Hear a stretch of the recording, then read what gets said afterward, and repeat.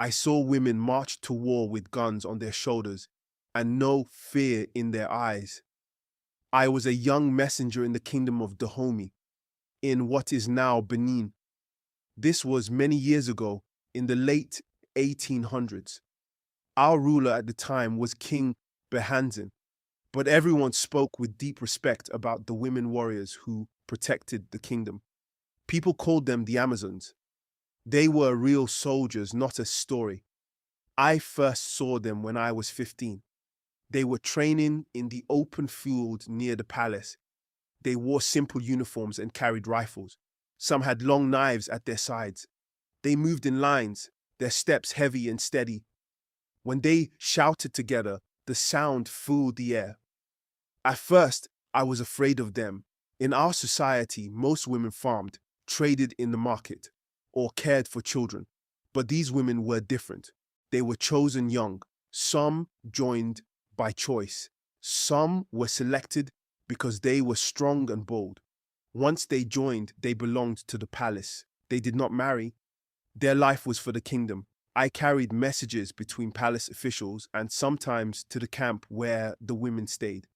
That is how I got close enough to see who they were beyond the guns.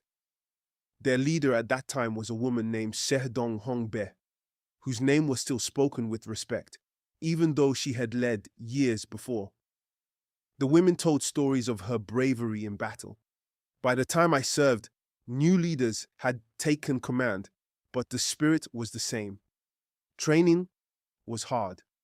I watched them climb walls made of thorns without crying. I saw them practice shooting at targets again and again. If one fell, she stood up quickly. There was no softness in the camp. Then the French soldiers came. They wanted control of our land and trade. Tension grew. I remember the day the drums beat fast across the town. It meant war. I saw the women prepare. They cleaned their rifles. They tied cloth tight around their heads. There was no laughter that day. When the fighting began, the sound was louder than anything I had heard. Guns fired from both sides. Smoke covered the trees. I stayed behind with other young boys, carrying water and small supplies to the fighters. I saw one woman warrior run forward even after being shot in the arm. She did not stop. I saw another pull a wounded friend away from danger. But the French had stronger weapons. Their guns fired faster. Their numbers were many. After days of fighting, many of our warriors did not return. I helped carry the injured back to the village. Some had deep wounds. Some were too quiet. The ground had taken many of them. In the end, the kingdom fell under French control. The palace was burned.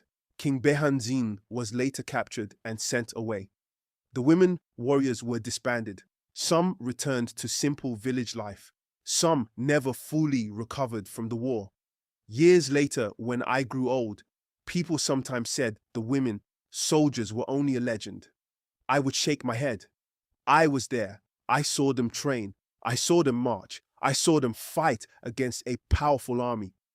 They were not myths. They were women who gave their strength and, in many cases, their lives for their land.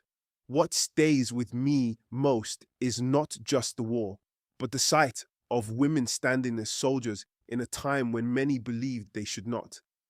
I still hear their steps in my memory, heavy and united, moving toward a future they were ready to defend.